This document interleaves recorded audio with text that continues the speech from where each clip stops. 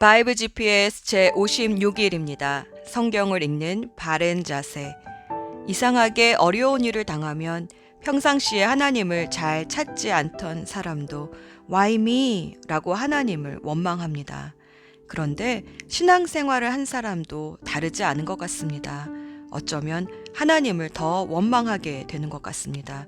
하나님이 어떻게 나에게 이러실 수가 있지? 내가 하나님께 얼마나 잘했는데 하나님은 도대체 지금 어디에 계신 걸까? 라는 생각이 스쳐 지나가기 때문입니다. 선악과를 따먹은 이후로 우리는 항상 남 탓만 해오며 살아왔습니다. 그중 하나님 탓을 제일 많이 한 것 같습니다. 하지만 성경을 차분하게 읽어보면 하나님이 창조하신 처음 세상은 어떤 악도, 고통도, 재난도 존재하지 않았습니다. 그런데 사람이 하나님을 떠나자 서로를 찌르는 가시가 되었고 땅도 가시덩굴을 내었습니다. 인정해야 할 것은 이 모든 악은 하나님이 아니라 하나님을 떠난 사람으로부터 시작되었다는 것입니다. 우리는 빛을 만드는 전구나 형광등은 만들지만 어둠을 만드는 기계는 못 만듭니다. 왜 그럴까요? 빛은 실제이지만 어둠은 빛이 없는 현상이기 때문에 그렇습니다. 악은 궁극적인 선의 부재 현상입니다. 선이 없어서 악이 나타나는 겁니다. 이 세상의 모든 악과 고통은 하나님을 떠난 현상입니다. 그렇다면 왜 하나님은 사람이 하나님을 떠날 때 그대로 내버려 두셨을까요? 자녀가 10대가 되어 사춘기가 되면 꼭 이런 말을 하곤 합니다. 나를 사랑하면 내가 하고 싶은 것을 하게 좀 내버려 둘 수는 없어? 사랑은 강요가 아니라 선택입니다. 하나님은 이 사랑 때문에 인간에게 선택할 수 있는 자유의지를 주셨습니다. 그런데 사람은 하나님을 선택하지 않았습니다.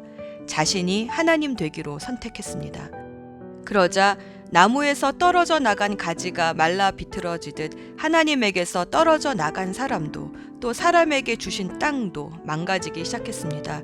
어떤 환경과학자는 이 땅에 일어나는 모든 자연재해는 인간이 만든 오염 때문에 지구가 몸살을 앓으며 스스로 정화작용을 하는 것이라고 말하기도 합니다. 고통은 하나님이 아닌 하나님을 떠난 사람으로부터 시작되었지만 그럼에도 불구하고 전능하신 하나님이 고난과 고통을 허락하시는 이유는 그 고통 때문에 망하는 것이 아니라 고통 속에서 자신의 한계를 깨닫고 겸손해져서 하나님께로 돌아오기 때문입니다. 하나님은 돌아오라 돌아오라 애타게 부르시지만 그냥 기다리고 계시지만은 않으셨습니다. 직접 오셨습니다. 성경은 하나님이 다시 우리를 찾으러 오신 이야기입니다. 하나님은 고통 한가운데로 십자가를 지고 들어오셨습니다. 하나님은 고통을 모르는 신이 아닙니다. 고통이 무엇인지 아시기에 고통 중에 있는 이를 위로하십니다. 고통을 경험한 사람만이 십자가의 사랑을 깨닫게 됩니다. 그리고 사망의 음침한 골짜기를 지나면서 내 손을 꼭 잡아주시는 하나님의 체온을 경험하게 됩니다. 절망 속에서 나를 끌어안고 함께 오시는 하나님을 만납니다. 예수님이십니다. 십자가입니다. 그리고 절망의 골짜기에 그냥 두시지 않으시고 푸른 초장으로 이끌어내 주십니다. 고통과 고난은 우리의 연약함과 죄 때문에 시작되었지만 또 이 고통 때문에 우리는 죄를 깨닫고 주님께로 돌아가게 됩니다. 그래서 믿는 자에겐 이 모든 것이 합력해서 선이 됩니다. 고통은 끝이 아닙니다. 과정입니다. 사망의 음침한 골짜기를 지나면 푸른 초장이 나옵니다. 오늘의 여정.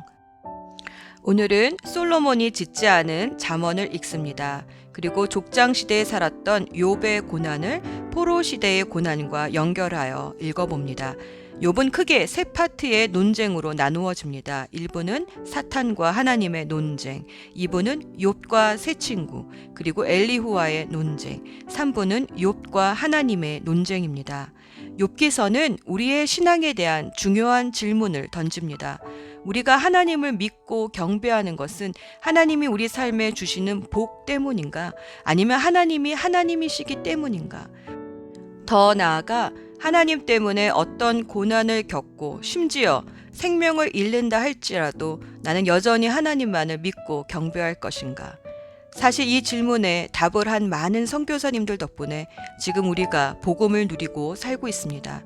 우리도 욥기서를 읽으며 이 질문에 담대히 답할 수 있는 믿음을 갖기 소원합니다.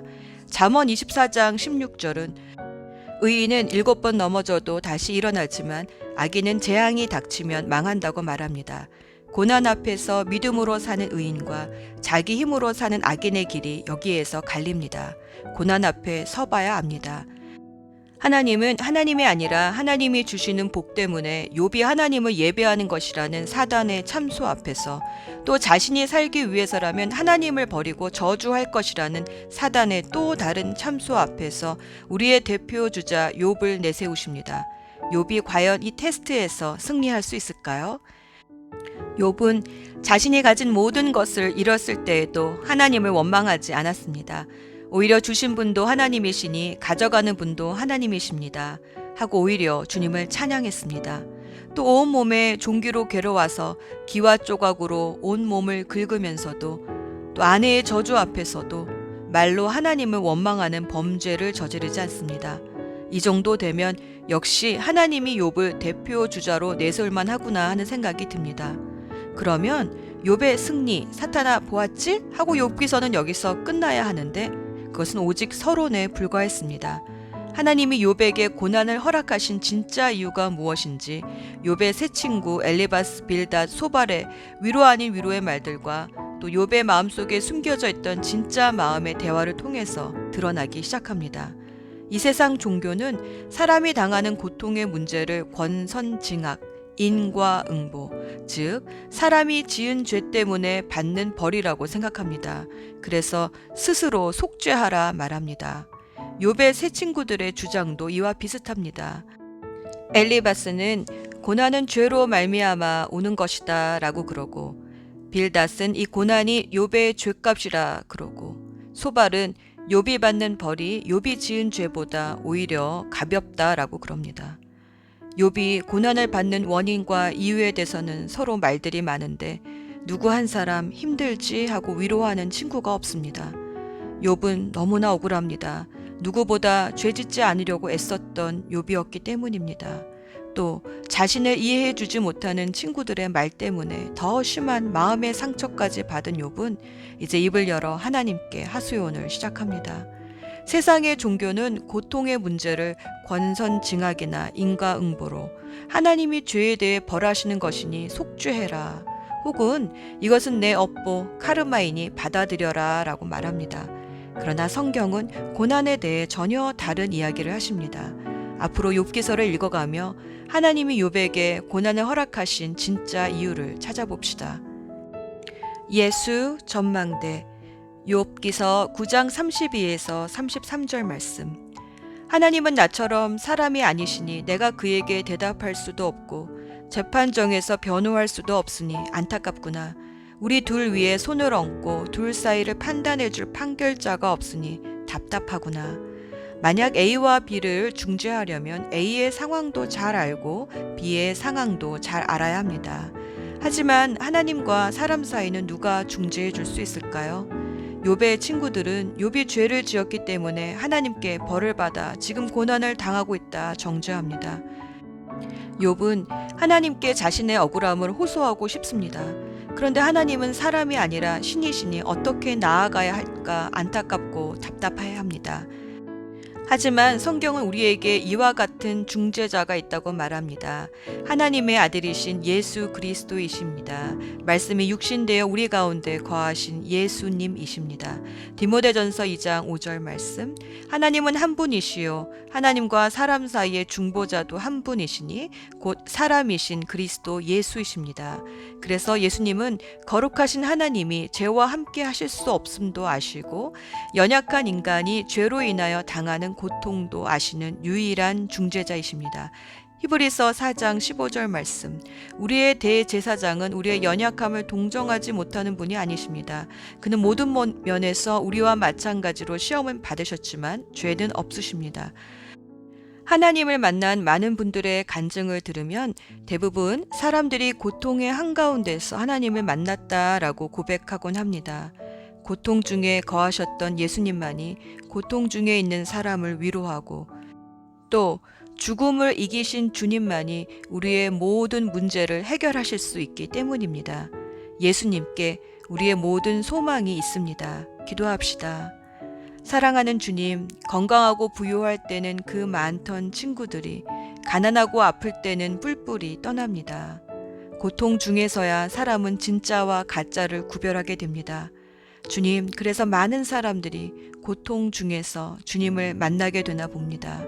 고난을 허락해 주셔서 감사합니다. 잠시의 고난을 통해 영원히 변치 않는 참된 친구를 얻게 하시니 감사드립니다.